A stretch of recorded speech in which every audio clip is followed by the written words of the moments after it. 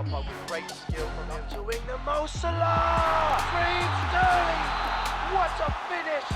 What pure class from the Englishman! Premier Talk, the English Premier League podcast for the fans.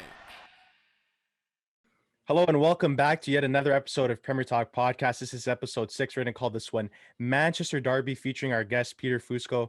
Peter, thanks for joining the show. Glad to have Thanks for having me. You have another fan perspective. He's a City fan, Daniel. So yeah, it's not good for me right now. I'm kind of happy as a City fan this week, especially because Manchester. Yeah, you got lucky this week. Yeah, that's true. I mean, yeah, you got us there, but it's gonna be a good one for you guys. Can't wait to get started.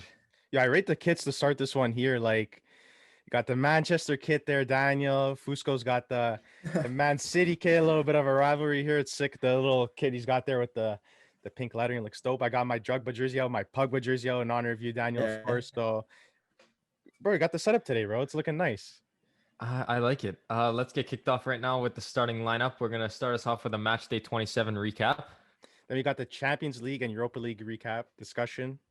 And then we're going to do a quick little Q&A with Peter Fusco. We're going to ask you, Peter, a little bit of questions about Manchester City and all that entails. All right, Daniel, if you want to get us started here with the match day 27 recap.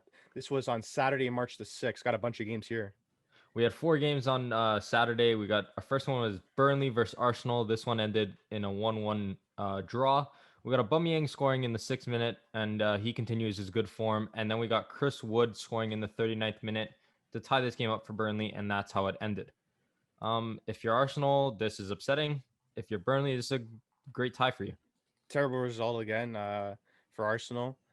You see, failing to get the goals going, right? They have numerous guys up front. Like we mentioned this time and time again, Daniel. I feel sorry for Poch and those guys because they're such devoted Arsenal fans, but they spend so much money up top and still they can't get it done. Abba gets on the score sheet. He seems like to be the only guy that exists up there in their attack. Peter, I want to get your take on this. What do you think about Arsenal in the current state that they're having? Because, they bring over a City connection there with Mikel Arteta. So yeah, I think the move with Arteta is good. I do think that that they need to I feel like the system still needs to mold, and I feel like Arteta still has to find his place in that team with those players that he's given, right? So I do think that Arsenal will eventually get up to their spot how they've claimed over the years, but it might just take a little bit more time than usual. I think it's a pretty good take, actually. I know me and Andrew like to kind of go nuts on Arsenal when it's easy to pick on the big teams that aren't doing so well, right? Mm-hmm. But very true. Hopefully they come back to form. Love to see them back at the top. We're gonna move on here to the Sheffield versus Southampton game. This one ended with Southampton coming out on top 2-0. We got James Ward-Prowse. He scored from the penalty spot in the 32nd minute, and then Che Adams. I don't know if you two saw this goal. It was an absolute screamer from outside the box on the half volley. He got this one in the 49th minute, and after those 2 goals from Southampton, it was too much for Sheffield to come back from, and they ended up winning this one 2-0. Bro, you know who Che Adams reminds me of? Like, he reminds me of vintage Troy Deeney. Like, they got that similar style where they're like a hold-up striker, and then like they score like out of nowhere. Like, everyone likes to banter on them because they're like these guys, whatever. Like they're at that same level, more or less. But these guys score bangers. Like, Che Adams knows how to finish his chances, and then like I mentioned in the last episode with like the underrated segment that we did at the end answering that question. James Ward-Prowse, man, he's so underrated. He could easily be on any of the top 6 teams. Personally, I would love to see him on a team like Leicester. He would be like a sick link up in the midfield with like a James Maddison. Like, they're 2 creative, like playmaking type players, and I think they'd be amazing together. I think he's really solidified himself as a leader in the Southampton team, but I would love to see him succeed and do well elsewhere. I think he could easily be on like a Tottenham, a Leicester, any of those big 6 teams for sure. I'm gonna ask Peter first. James Ward-Prowse, how do you feel about it? I'll answer after I have a little take on this one. I think he's probably one of England's most solid all-around midfielders. I do think he's very underrated just because of the team he plays for. As Melo said, Leicester, I feel like would be one of the greatest fits. It would not only help him out, but it would help Leicester City out. And I do think they should give him a chance. I don't know if he's on the lineup in the Euro Cup, but I do think he's one of the names that could be on that list. I hope they do, being honest with you. I think he's great. He's done so well for the Southampton side. I don't understand how like I know England's team is stacked. Like that team is phenomenal on paper. They have literally defenders, midfielders, attackers. They have the whole bench. It's basically like City playing internationally. But I think he deserves this spot. I think he's been fantastic this year. He's been fantastic over the last couple of years, and he's pretty underappreciated in my opinion. Okay, so I want to ask you guys here then. There's one spot left in the midfield roster for this England national team come, Euro Cup. Who'd you take? You taking a Foden or are you taking James Ward-Prowse? Oh, I'm taking. Uh, Okay, Peter, I'll let you answer first. Oh, I like okay. It's for me. It's Foden. I think Foden's, especially in the past few months, January, February in particular, he's been probably one of our strongest midfielders. Just because, of course, De Bruyne is coming off an injury, and we're trying to find more attackers in that midfielder lineup, and Phil Foden has been proven to play either left mid, right mid, cam, on the wing, center mid. He's proven to play anywhere and succeed at every position. Ward-Prowse, again, I haven't really watched a whole lot. I did watch the Southampton game, but like honestly, it could go either way. But obviously, the City bias here is just going to point towards Foden. I'm not City biased, and I still gotta go Foden with this one. Like, oh, that's a really good question though, because both of them I think have what it takes to make their national team. Um, but Foden's been great. He's young. I don't know how old. I think is Ward-Prowse in his late 20s. I think he's 26 or 27 to be honest with you. Yeah. Yeah, so he's still at a pretty good age. I think Foden, being a youngster, he plays on Manchester City, which obviously gives him like that title. But he's been just personally, he's been fantastic all season, and he probably does deserve the spot just ever so slightly over Ward-Prowse does. I I think think sorry, Mel, go no, ahead. go for it, man. Go for it. I was just gonna say, I think I see an England system where both of them play, and you get rid of like a Dele Alli or something like that from Tottenham, who's been out of form recently. Yeah, I think that's a great point you mentioned there with Dele Alli. He's really out of favor since he's tapered off in terms of his form. I was just going to mention briefly the difference between like a James Ward-Prowse and a Foden is you're getting that experience with James Ward-Prowse. You're getting that sense of like leadership just by example. And the one key difference there, I think, too, is Foden's more electric. The way he plays, he's more electric going forward, more shifty going forward. And then if you were to take a James Ward-Prowse, you'd obviously get that like phenomenal set piece ability that he has from the corner or from a free kick. So that would definitely be a huge advantage to bring a player like that into a squad come Euro 2021 or Euro 2020. We're gonna move on to the next game here. We got Aston Villa and Wolves. This was just a nil draw between the two. There was no goals in this one. Not much to talk about. Both teams played well, just no big goal scoring opportunities throughout. The last game on Saturday, March 6th, was Brighton versus Leicester City. Brighton started off strong in this one with Lallana scoring in the 10th minute, but Leicester did battle back with goals from Iheanacho and in the 62nd. Iheanacho scored in the 62nd and Amartey in the 87th. And that goal in the 87th gained them the 3 points over Brighton, which I think they deserved, and I think it was also much needed for Leicester, as they've been not picking up as many points as I think they would have liked to. They've been drawing and losing lately a little bit more than they have throughout this year because of obviously injuries are starting to play a factor, fatigueness. You're about halfway through the year. It was a big win for Leicester. Yeah, this is a huge win for Leicester, 2-1 against Brighton Hove Albion. It's no easy feat, really, because even though Brighton Hove Albion is one of those lower table teams, they're a very hard opponent. They're very difficult to break down. Sometimes when they play that three back with the two fullbacks, whether it's Tariq Lamptey on any given day, then they also have the highly rated Ben White. It's not easy to break down that defense, right? So huge win for Leicester, especially with some players that they usually play with day in day out, where we're not featured in the starting 11. So huge win for them, and I think an underrated win for them as well. Peter, do you have anything to add on this one? Or no, I'm just glad Iheanacho's getting on the score sheet. The ex-City man, proving his form.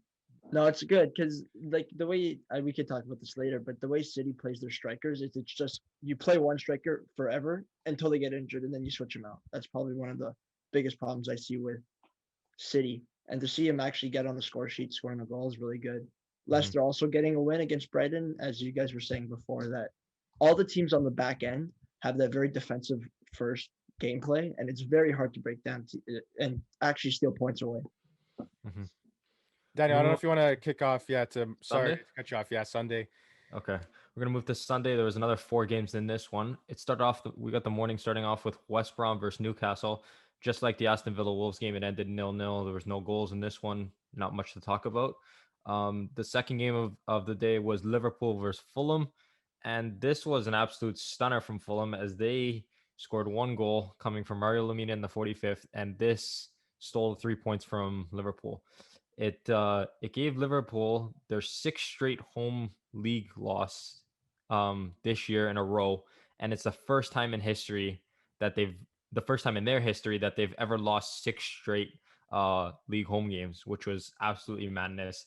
Everybody on social media was going crazy um, because Fulham sitting in I believe 19th currently, like they're expected to get relegated this year, and they go to Liverpool, who obviously is dealing with injuries like Leicester, but Liverpool still has guys like Mane and Salah up top, and you're spending your defensive core to hold on to Fulham, but they just couldn't, and it showed because they dropped their 3 points. Daniel, this is shocking, really, to see Liverpool drop points against Fulham. Relegation side is just in the fashion that they did it too. They look like dead the whole game, pretty much. There's no real heart or passion in this team right now.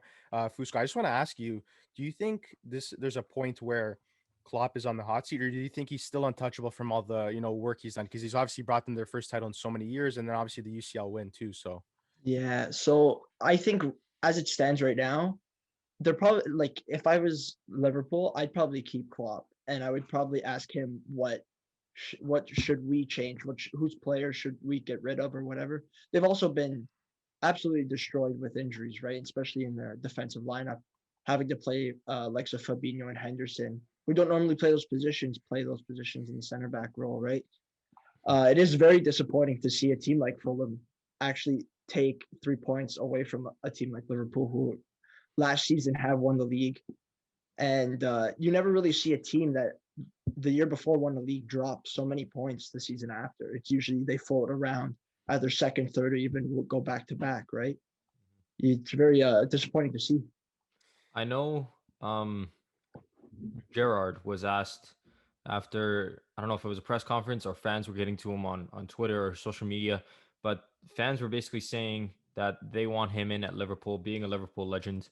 Um, they felt that he deserves a spot after coming off an incredible season with Rangers. He responded back to that saying that he thinks Klopp is one of the best managers in the world, and there is no way that he'd replace him right now because Klopp has done too much for this team for him to come in and take what he's done. He said it is though his dream to come to Liverpool and manage the team that he played for, and I think it will happen eventually. But I don't think right now is the time to move on from Klopp. I think he's done too much for a club that with a bunch of injuries, and now you're starting to drop some points against lower side teams. I don't think it's enough for him to be sacked. yeah, Daniel, I'm gonna have to agree with you because at the end of the day, he's done so much for the club. He's done so Mhm. much for the club. He really revolutionized the game there because they were in a terrible low point for many years. They weren't even a title contender for a lot of time. So for him to come and change the team up, bring in certain players like the Manes, like the Salahs, and really give them a chance to flourish in his system. That's all credit goes to him. And at the end of the day, it's not his fault that his two key center backs and even his third center back at what they're all out, right? So it's very hard to deal with that and try to bring in these other guys to come into your system and play in that back line, and then you pair them up with the center defending midfielder, whether it's Henderson or it's a Fabinho. It's extremely difficult. I honestly don't think that Quebec transfer has worked out at all. It's Mhm. been terrible, terrible signing. He looks lost on the field there with his whoever he's playing with on any given day. I don't blame him. It's the hard situation to come into. There's a lot of pressure on the kid. Obviously, he was playing on a Schalke team that was, they're bound to go down to the second division and to go to the second division of the Bundesliga. So it's just they're in shambles right now, and Mhm. it's definitely tough times for Liverpool fans. And it's almost like the tables have turned this year, and Everton's the better team in Liverpool. Mhm. We're gonna move on to I think the main talking point of this episode, which is the Manchester Derby. I know I'm excited for this one. Peter might not be as excited Yeah. as I am. Daniel, Um, I'm gonna have to rip you for one of your comments because I go on social Oh, media right after the game, and this get guy, him. you have the nerve. You have the nerve, Daniel, to post Manchester is red, bro. Manchester is red, Bro, baby. get out of here. Bro, get out of here. They won the game. They won the game 2-0. Good results, amazing result, but it's too little too late because this Manchester City team is too good. They're too far ahead. I think they're 11 points ahead right now on the table, Yeah. which is hard to overcome. So, take it with a little grain of salt here, Daniel, because you got the 3 points on the day, but look, you're still way down the mountain to reach the top. So, It's a good just analogy. come back I down like to that earth. one. Come Yeah. back down to earth, Daniel. That's all I have to say. I just think that you gotta go nuts on social media when you can. Manchester Yeah. was red for the day. I know they might have won the battle, but not the war. But I'll take a double over City any day of the week. You can come up to me and be like, how would you like them? Man U doesn't get the wins as often as they should. So Okay, any small win is it's like the World Cup final for these Man U fans. Okay, we're gonna move to this one. We got so United won this one 2-0 over City. We got Bruno Fernandes scored from the penalty spot in the 2nd minute after Jesus made, I think it was a not needed challenge on Martial in the 1st minute. I know Peter does not sound very happy about that one. And then we got Luke Shaw scoring in the 50th minute. I think it was a nice finish from him. It went through, I believe it was Ruben Diaz's legs and into the far right corner. No chance for Edison there. Yep. And City did try to battle back. They pressed as hard as they could the whole second half after the goal from Shaw, and they couldn't get one because you got the fridge, Harry Maguire, standing in their way. Why not? Daniel, what I will say about this game though is Luke Shaw. You got to give him credit. Hats off Yep. to Luke Shaw because he's been impressive. And I will mention this again because he really does deserve the credit. Years back, he got his leg. It was a terrible injury. I already mentioned this on a previous episode, but I want to talk about it with Fusco. Like, it's incredible to see him bounce back because not many players would be able to bounce back the way he Mhm. has, and everyone always likes to get on him and say that he's not good enough for Man United, but he's been like honestly one of their top 2 players behind Bruno Fernandes. So hats go off to the man, and he definitely deserves the nod this year to go to be in that Euro Cup squad for sure. Peter, I how do couldn't you feel agree about this more. one? I actually like, as much as I like to dog on Manchester United, I think Luke Shaw's probably been, besides Bruno Fernandes, one of the most key players in that team. Even though being a left back and whatnot, I do think he's one of the key players. And maybe it's because Ole Gunnar signing Alex Telles in the summer maybe put lit a flame under his ass, there's the saying goes, and just like reignited his spirits to play and his fight to get in that starting 11. But Mhm. in my opinion, I think he's either the best left back in the Premier League or one of the best left backs. Like, he's Mhm. been phenomenal for Manchester United, and it showed against City. Being honest with you, I don't think City had a bad game. I think Jesus, obviously, like that was just like a very poor. Like, you don't need to make that challenge. You're making, like, I know there was a photo that was taken. It was actually a pretty cool looking photo. They were making, somebody commented saying that they were making Martial look like prime Maradona because Martial was literally sitting in between like 6 City guys, like literally wrapped around them, and Jesus from behind felt the need to tackle him instead of just letting him walk into a center back or a defender who should be putting in a tackle instead of a striker trying to put that tackle in. What I will say about the City game, another comment I have to make is just your run's gonna come to an end. It's normal. They were on an absolutely phenomenal run. I think it was a 22 match win streak around there. 21, yeah, I think. 21 win streak. 21, yeah, 21. So yeah. that's an incredible run. You have to like really, relish that accomplishment. That's a huge accomplishment to really achieve for any team in any league, really. And for them to do that over that many games and be that consistent is incredible. It's really, really incredible. And it's going to come to an end eventually, right? And at the end of the day, it's a little bittersweet for it to come, against your city rival there, but um, maybe losing now isn't the worst thing because they're going to go play in the Champions League. So maybe it's better you lose now and then you continue that form up again once you're in those games that it really matters and you can't lose at all. So A very good way to spin losing a game. But no, I honestly I think that City game comes down to the Jesus penalty. And as Daniel was saying before about having 5 or 6 Manchester City players around Martial and Jesus being the one to tackle him, who doesn't have the best experience on the defensive half of the field, right? Mhm. Man, like at that point, like I understand he was coming back from attempting to intercept the ball a couple of times, but at that point you just leave it to the center backs and then that's on them, right? But Yeah, it was just disappointing to see the first goal, and then I pretty much knew from then the way City was playing. They were pressing the whole time, but they just felt a little flat as sometimes they do. It happened against Lyon last year in Champions League as well. They just felt really flat, and that same form kind of brought out the worst in all the players. Um, I don't think there is much else to talk about in this one. It was a fantastic game It was. It overall. I was. think It was good to watch on it the edge of my was. seat. Yeah, it was definitely a game where you were anticipating, like I was anticipating goals at the end, especially coming from City. They were pressing so high, and I think they did have a couple of quality chances that weren't converted. But it was a great game to watch. I think it was fantastic. Daniel, the next one was a good one too. It was a It derby. was. It It was a was. London derby between Tottenham and Crystal Palace. 4-1 scoreline for the Spurs. Absolutely massive win. I don't care. Any win for Spurs is a massive one. They just need to continue getting 3 points week in, week out, because consistency has been their worst problem this year, I feel.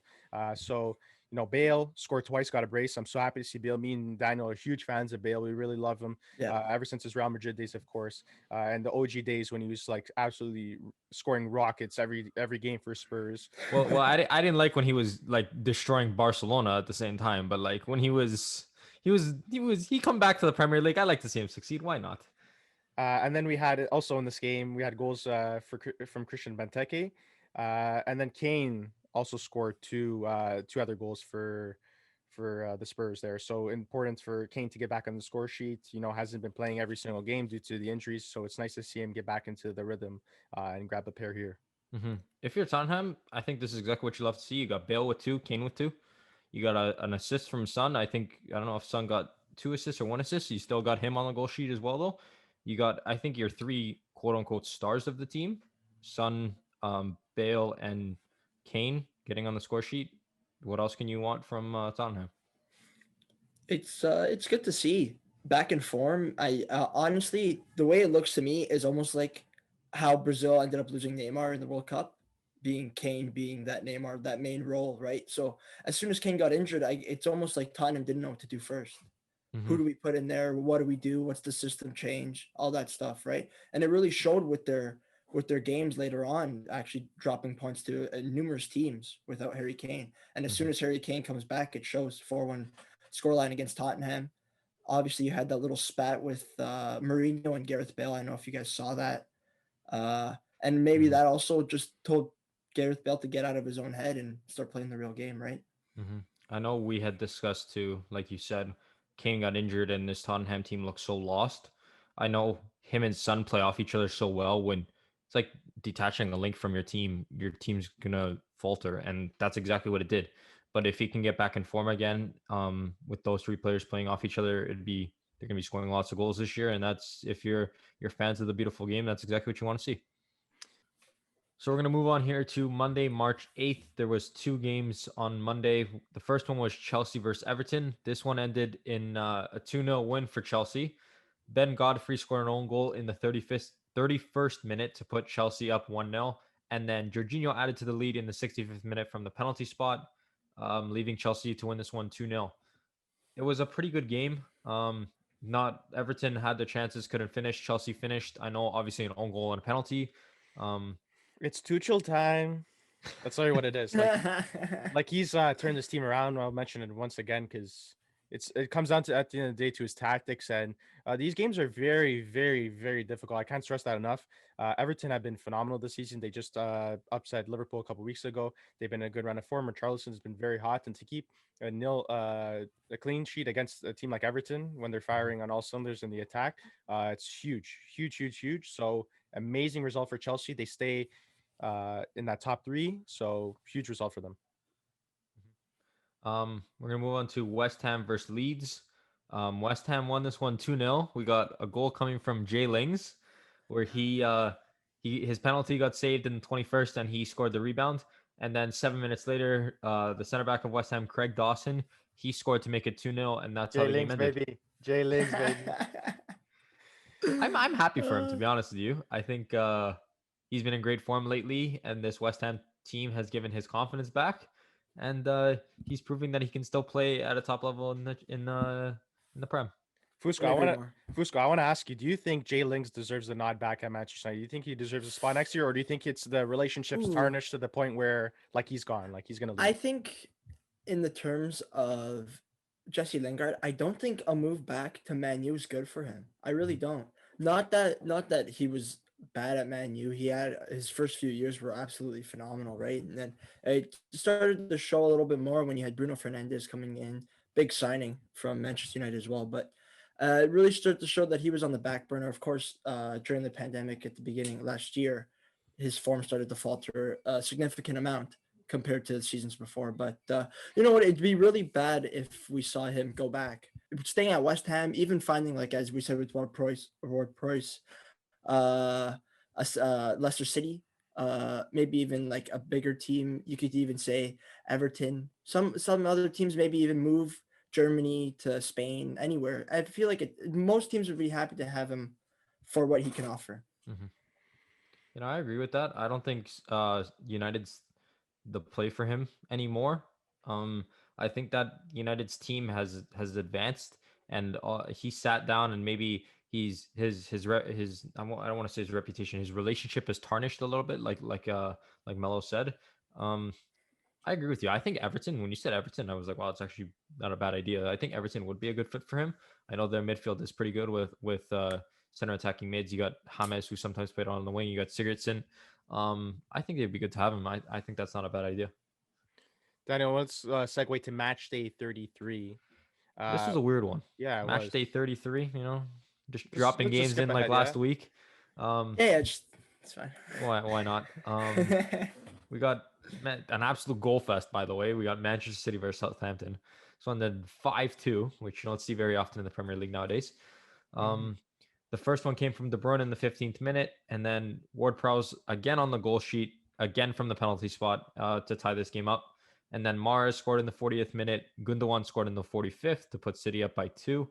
And then Mahrez scored again in then there was this crazy 4-minute period in the second half.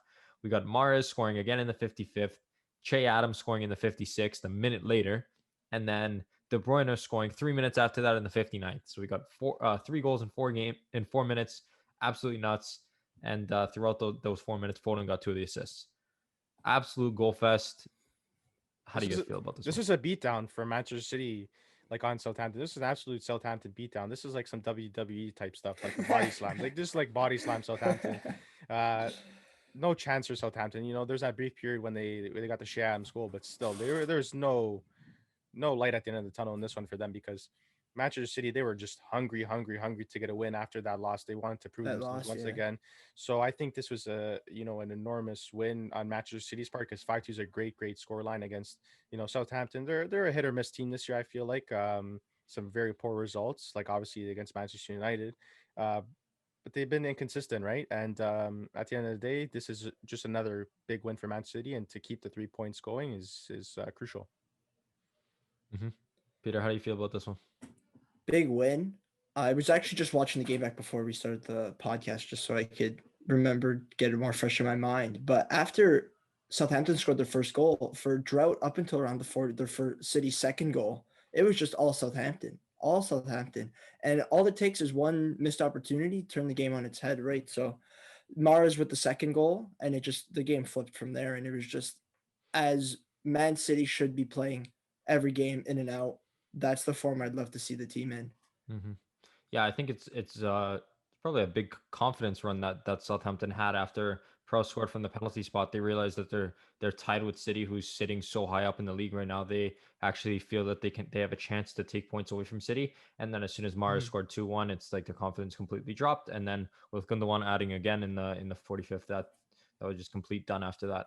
Yeah, just a standout game. I think Mahrez is in the City formula. Now he's starting to be more involved, but as of like last year and years prior, it was just sitting on the bench watching the games go by, and it's very upsetting, especially with some of these players in the City rotation, because we have very good talented players, and then sometimes you just ride the bench for a little too long.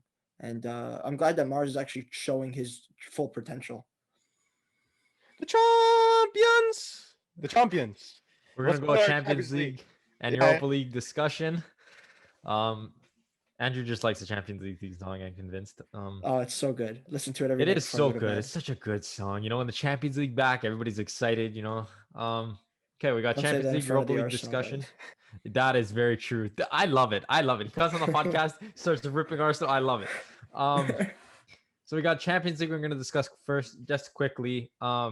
There was only one team that's from the Premier League that is through into the quarterfinals, and that is Liverpool. They beat Leipzig again yesterday 2-0. They won 2-0 in the first leg. They won again 2-0 yesterday in the second leg, and that advances them through. They're the only team so far. We'll still have to wait to see for the second legs next week coming. Peter, What's up? City does already have one leg in the next round after winning their first one 2-0. I hope for your sake that they win their next one as well to advance them into the quarterfinals. Yeah, me Does too. City actually have a chance at winning the Champions League?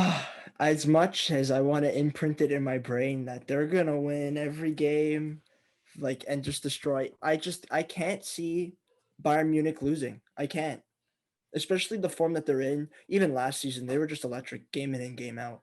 I do think if it ends up coming between a City and a PSG matchup, I do think that game's a little bit closer. But I don't. I think just Bayern is just full force winning every game by a significant amount, especially in the Champions League, right? I do think that there'd be a very tough team to crack. I do like. I'm a lot more confident in my backline this year as opposed to last year, especially with Ruben Diaz joining the lineup. He's been absolutely phenomenal in recent games.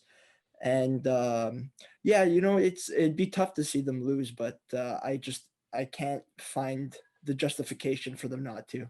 There's the Portuguese. Shout out Ruben Diaz, man. This guy's a goat. I don't care. Shout him out, bro. He's a phenomenal. He's the reason why I think City's gonna be a contender this year for the UCL. He's the only reason why. Okay, because I think John Stones is also with Ruben Diaz. That partnership has just been absolutely electric. As soon as Pep put them side by side, it's just been nonstop ever since. honestly, he's helped. We mentioned this previous episode. I said he's helped revive John Stones' career because John Stones was Oh, for ready sure. went out the door to leave City. 100%. Yeah. So huge signing there. I love talking about Ruben Dias because obviously he came from my Benfica, so I miss him dearly. But I'm happy to see him succeed in the world's best league, and I'm excited to see what Euro 2020, whatever 2021. I don't even know what it's called now because they skipped on it last year because of COVID. Yeah. But Portugal's gonna do some serious damage. So shout out Portugal, shout out Ruben Dias. I got one more question for the both of you. If City is not the Prem team to win the Champions League, who would be the other Prem team, if any? Definitely not Liverpool. Definitely not Liverpool. That's for sure. No. Chelsea who does might that do leave? it. Chelsea might do it. Chelsea might do it. And Chelsea could, yeah. Giroud scored an absolute banger, like overhead kick. This guy only scores stunners. Like I remember Yeah. the back heel scorpion kick goal he scored. Yeah. There's that interplay with Arsenal. Like he just scores like it comes out of nowhere and he scores like these phenomenal goals. And then like I don't know how he does it at times. It's absolutely crazy his finishing ability and the flair that he scores some of these goals with. That was absolutely the fault of the center half from Atletico. That it was Mario Hermoso and he headed it backwards to an offside Giroud, but since it was the opposing side, he's considered onside because their own defender hit it back. So it's a crazy goal, and I think Chelsea's going to get through. They still have to play the second leg, but I think they're going to get through. They're going to play. I think they're playing at home now in the second leg. So yeah, I think Chelsea's got it. Peter, before you answer, I'm gonna go quickly. I don't think there is gonna be any other team. I think City's the only team in the Prem that has a chance. I don't think Chelsea has a chance. I think Liverpool with their form is brutal. City or nobody for me in the Premier League. Peter, all you. I was actually surprised to see Liverpool actually take it to Leipzig 2-0. And I was talking to a couple of the guys yesterday about the game, and what does that say about a team like Leipzig, right? Liverpool obviously coming off the loss of Fulham and maybe even revitalizing that form, maybe getting their confidence back in that game. So as much as I'd love to see as many Premier League teams in the Champions League going forward, especially a few years back, we had the Tottenham Liverpool final and all that. But I only think that City has the best chance, and I'm not just saying that as a bias. But even Chelsea winning games has been phenomenal. But again, when you come up against those big teams, you'll see, especially like even a City team can falter to those big names. We're gonna move on here to the Europa League. There isn't much discussion because the round of 16 first legs are being played right now as we speak. But just one question again, I have for the both of you, exactly the same as the Champions League question. Does any Premier League side have a shot at winning Europa League? If so, who? Definitely not Arsenal because Why? Arsenal's tied right now to Olympiacos 1-1. Just a little update right now, 1-1. So not doing the best right now. But if anyone's gonna do it, it's gonna be Tottenham because Tottenham, like I mentioned before, they're way out of the league. They're way out of that top six race, and the only way for them to be in Europe next year and to be in Champions League next year is to go out and win this competition. They have to go out and improve themselves. They have yet to win a trophy, a major trophy. This would be absolutely huge. This would really be an upside to a terrible, terrible season, yet another terrible season from the club. So I think their biggest hope for success this year is the Europa League, and it'd be huge. It'd be absolutely huge for a team like Tottenham to go out, win this trophy, and qualify for Champions League next year. Mhm. They need to do it, and I think they can do it. They're the best team for England, English success. Peter, what do you think? I honestly couldn't agree more. I think, especially with Harry Kane coming back from injury, Gareth Bale proving that he could be a main staple in that starting 11, I don't see any other team winning the Europa League besides Tottenham. This is gonna sound biased. You know who I gotta go with? I Oh gotta go yeah, with United. yeah. Um, I mean, they could too. You could see a Tottenham Manchester United final, right? See, that's Is what that I'm are the thinking. brackets set up like Yep. that? Yeah. See, So I don't know how the draws work. I don't know if there's a draw for next round too, but I think that United definitely has a good shot. Right now, they're playing AC Milan, who is considered probably one of like the top 3 or 4 teams left in the Yeah, but Milan competition. barely squeaked by last time, so I'm not really convinced with them right now. And they tapered off too in their domestic league. So and I, Milan also, yeah, Milan's been faltering slowly but surely in their league as well, dropping points to Inter Milan a couple weeks back or last In the weekend, derby, yep.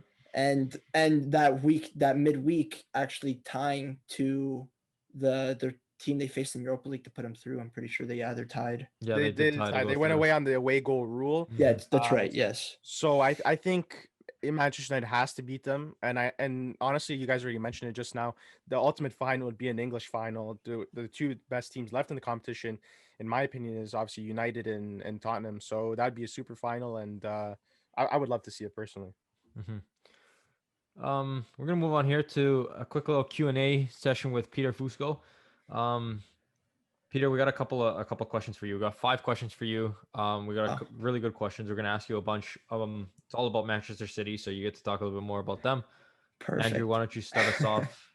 Or I'll start us off. I'll start us off with first question. This one, we got. What drew you to become a Manchester City fan? Like, what was your turning point, or what started you off as a City fan? It's gonna be a little bit like not real cliche in a way, but I'm obviously Italian, or not obviously, but I'm Italian. And seeing Ballo come over to Manchester City, Italian in the Premier League again, like you had Zola at Chelsea and all that, and it was phenomenal to see Balotelli play at his top form, and Manchester City was just a team I started watching just because of him, solely because of him, and then obviously winning the Premier League against that game winner against QPR. Was it? Yeah, it was QPR. Yeah, QPR. yeah. It's just phenomenal to watch as a kid, and I've been a fan for 12 to 13 years now. And obviously, you have your ups and downs as a club, especially even just after that, the couple seasons after that, we were shocking. But yeah, that's probably one of the main reasons. Mhm. Shout out AC Monza, second division Italian side with Mario Balotelli and also Boateng. So shout out AC Monza. They're tearing up right now, second division Italy. You're gonna see them. You're gonna see them in the first division soon time. So watch out Mhm. for them. Andrew, you're going second question. I wanted to ask this, and I don't want to like influence your answer, but Yeah. City's. I want to know what do you think, in your opinion, City's biggest weaknesses, and then I'm just like my influences would be like, do you think they're too confident? Is that their biggest? Overconfidence plays, I think, the majority of the reason. I don't think it's all of it. I do think that Man City have proven themselves to be like to show that confidence, especially with a couple of years back to back champion Premier Leagues. I do think that Champions League is something they struggle with every season in and out. And it to me, it just for me, it's more of the rotation of players, especially we have Gabriel Jesus playing more of that number 9 role now as Aguero's been injured, but in seasons past it's only been Aguero playing, and Jesus has maybe gotten 7 to 10 games a season, and it's really shown, especially now. Jesus doesn't have that finishing touch as Aguero does, and it's solely because he hasn't gotten the experience. That kind of segues, I guess, into the next question. We got Aguero in or out. Simple. I think if we got to sell him, this is the season, or get rid of him. This is the season, just because injury is a big role. He hasn't been playing a whole lot. I know he's on free agency now, so we won't be able to get any money for him. He's But I linked with do think, Barcelona, so yeah, that's I it. saw that. So for Barcelona, I think that would be very good. It would be good for both parties. One, to not to get rid of a striker role, but to open up the striker role for Jesus and even like Fernan Torres, Raheem Sterling, all those players to actually get that spot. And Aguero, I can't be more joyous to see what he's brought to the club over the years, man. He's been absolutely phenomenal, arguably the best striker in the Premier League. And yeah, I do think also for Barcelona, it's a great deal, especially they're lacking that up top, that Suarez prowess, I would say. And he would fit that role almost to a T. So next question here. Daniel, do you want to say something or? No, go ahead. I was just going to go to the next one. So say you're bald, you lose all your hair, and you start wearing a sweater vest, and you're Pep Guardiola for a day. Who would you sign for this Manchester City side? Who would I sign? Well, obviously I would jump on Lionel Messi 100%, especially with those rumors last season about those rumors. I would call Daniel maybe about 3-4 times a day every time there was a new rumor. And I was like, Daniel, they're going to get him. They're going to sign him. They're getting rid of everyone for him. Yep. But now even seeing how Barcelona's been playing with Messi, I do think that one key player that we could sign that would up the team would be someone like a Harry Kane. He was linked heavily, I know, in the winter, and I was excited winter, about that too. But it's a possibility too, because at the end of the day, Tottenham, he's been at Tottenham for quite a while and he has yet to win any trophy. And if he was to pop into a City side, he'd be getting the starting role day in, day out, obviously, over like a guy like Gabriel Jesus, and he would be in the right spot, in the right direction to win championships, to win trophies. So that's what he's lacking in his career, because he's obviously got the individual awards with the goal scoring tallies and whatnot. So you'd love to see him in a team like City. He'd do absolute damage with all these world-class talents around him. So yeah, and interesting. Also I really do think that Kane could provide that more finishing knowledge for Jesus, because Jesus really lacks in that finishing department. As you could watch a game and you could see one game or every game from the past month or so, Jesus has had a chance and he's either missed it, or it's hit the post and gone in, or it's hit off a defender and gone in. Like, it hasn't been a clear-cut straight finish, right? So I do think Kane can be more of that supporting role. Also, him being a little bit older in age, he would tend to play less against the smaller teams, even teams in Champions League, where we've seen the likes of like Fernan Torres getting a start instead of Aguero and such. But yeah, I do think he would be fit perfectly especially in those key games. He'd be absolutely phenomenal. Peter, we got one last question for you. Who are you choosing, Cancelo or Walker? I was just thinking about this again before, because Cancelo does also play that left back position. Pep is starting to convert him over. I just hate to see that. I played fullback myself back in the day, and playing on the left side, it was just very tough, especially being right-footed, and it really hinders what you can do from the fullback position. So it's almost like he's playing at a disadvantage on the left back side. And as phenomenal as he is, I think I take Cancelo over Walker, especially in recent times.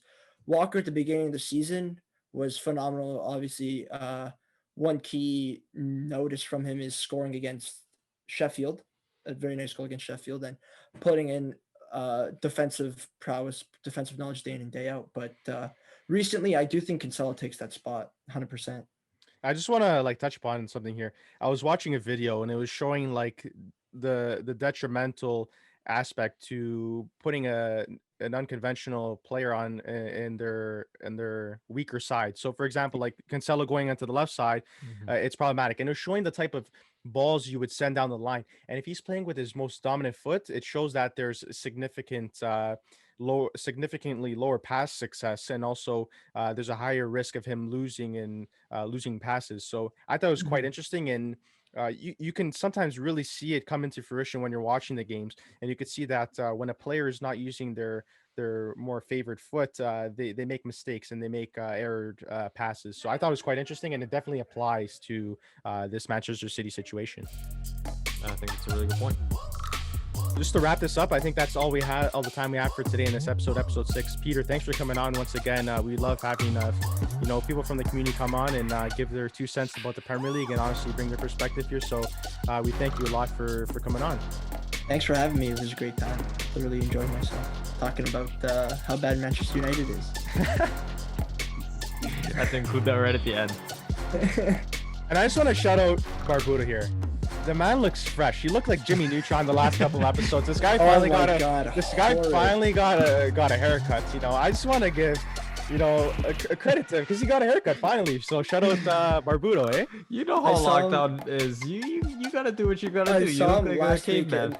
and I told him you don't need a haircut. You need some lawn care treatment for that top, man. Like, you need a lawnmower or a weed whacker or something, man. For those of you watching on YouTube, you guys will see. Those of you listening on Spotify, Apple Music, Google Podcasts, head over to YouTube. Go on YouTube and see the photo. Take a little look. Just go on Google Images and search up shrubs, and that's what his head looked like, a shrub. So that about wraps up episode 6. It was a great episode, another one in the books. We got many more coming. Honestly, follow us on Instagram at PremierTalk Podcast. Keep the conversation going. We're going to pose more fan questions. And that's about it, Daniel. That's about it. Hey guys, appreciate you, all you guys listening. Peter, I appreciate you coming on, and thank you everyone. See you guys next time. Peace out. See you later. Peace.